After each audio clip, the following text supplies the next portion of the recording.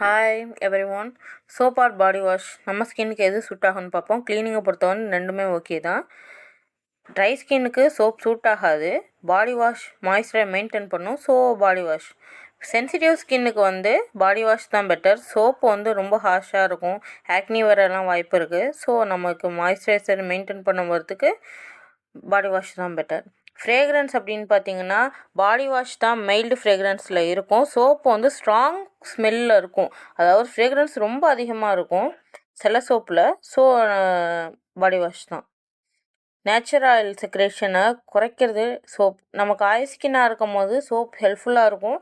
ஏன்னா over oil secrete ஆகும்போது சோப்னால் excessive ஆயிலை ரிமூவ் பண்ண முடியும். சோப் யூஸ் ஆகிருக்கும் ஆயில் ஸ்கின்னுக்கு. பட்ஜெட் அப்படின்னு பார்த்தோன்னா சோப் தான் ரொம்ப ஈஸி அவைலபிள். ஸோ கொஞ்சம் காஸ்ட்லி தான் பாடி வாஷ். காஸ்ட்லியாக தான் தெரியும். குவான்டிட்டியும் கொஞ்சம் கம்மியாக இருக்கிற மாதிரி இருக்கும் சில பாடி வாஷை பொறுத்த வரையும். ஸோ நான் பட்ஜெட் அப்படின்னா ஈஸி அப்படின்னா சோப் தான் சூஸ் பண்ணுவேன்.